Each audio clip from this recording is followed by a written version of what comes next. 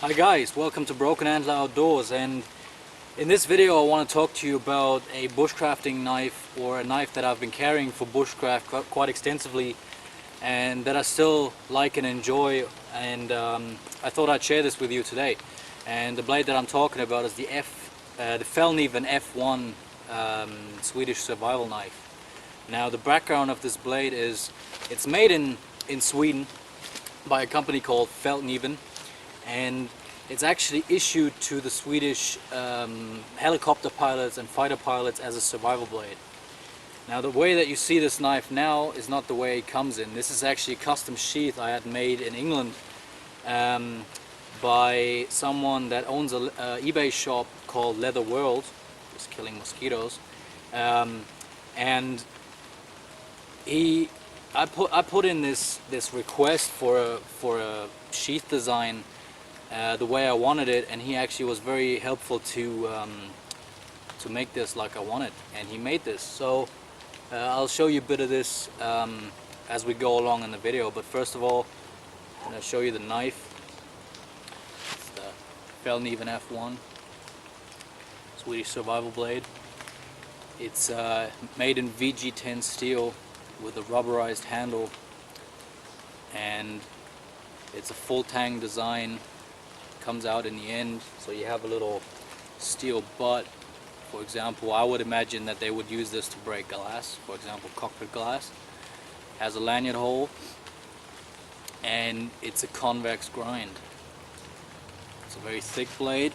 I'll just come up to the camera and see if I can show you this in a close-up. Just get the screen so I can see what I'm doing. So it's a very thick blade. You can see has the Fallkniven F1 logo on the blade, and you can actually see the line. Let's see if the reflection doesn't do a lot of good, but there's a line here where you can see, because VG10 is a laminated steel, and VG10 basically means that you have a 420C stainless backing, or a back, which is a softer steel, and then you have the VG10 as a cutting edge, and that's actually a very hard steel, and it's a Rockwell hardness of 60 to 62, so it's way up there with all the powder steels and everything. And what this is supposed to create is a soft back, so that the edge is more durable and absorbs more shock, but also a very what's the name for it?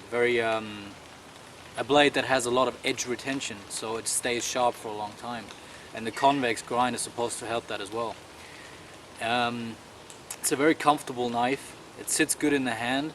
I would feel that if someone had very large hands, they would maybe have a bit of trouble to find a comfortable grip, because the grip is quite short, I would say, in comparison to other knives.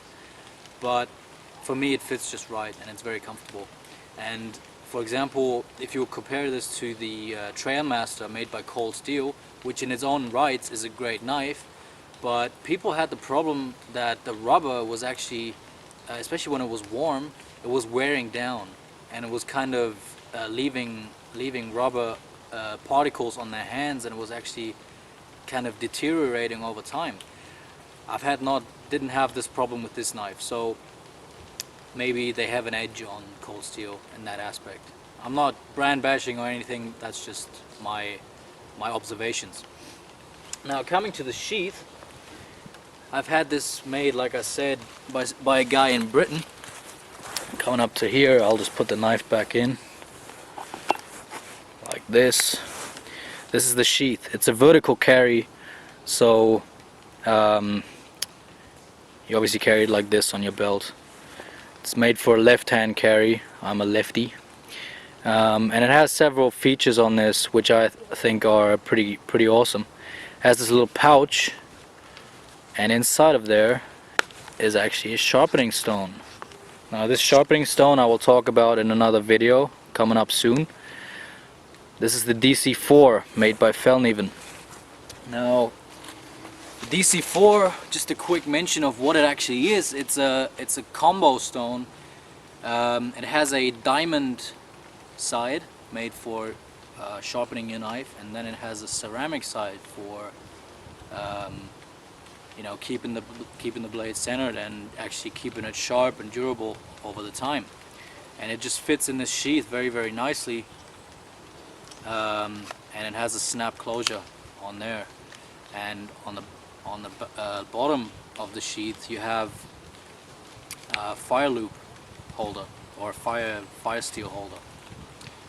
And I carry a Light My Fire Army fire steel, just a standard, you know, fire steel. It's what a lot of people carry, and I have a little bungee cord on this, and I just slide that right in there, and then I get the bungee cord and I go around the fire steel in the bottom, and that's what keeps this secured and it doesn't go anywhere.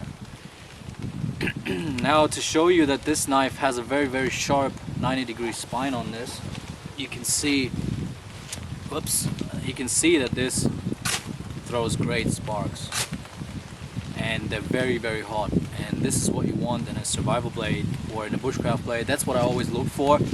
Not all of the blades that I carry or did carry in the past had a great 90-degree spine, especially because many of them were coated. You can also get this in a black coat, but I went with the satin finish just because I think it's more adaptable or more suitable for bushcraft. But like you see, I don't even need a lot of pressure on this, and it throws great sparks. And this is a great feature.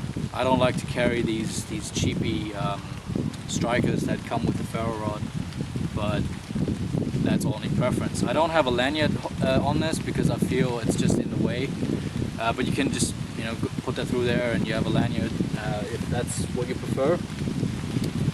So this is just a little great package that you can use, or that I use for going out in the woods, and I have a cutting tool, a sharpening device, and a fire making device all in one. It sits on my belt, it doesn't go anywhere.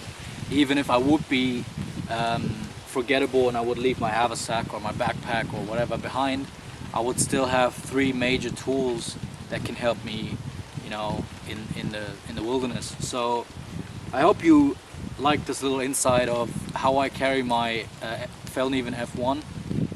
I might do another video showing you what this actually comes with when it comes from the factory, because the sheath is quite different, and in my opinion not as high quality as the knife is, but we'll see down the line if I make that video. So during that time you can leave your comments and likes, and I'll make sure to answer all your comments, may they be good or bad. So I'll be back soon, and stay safe out there.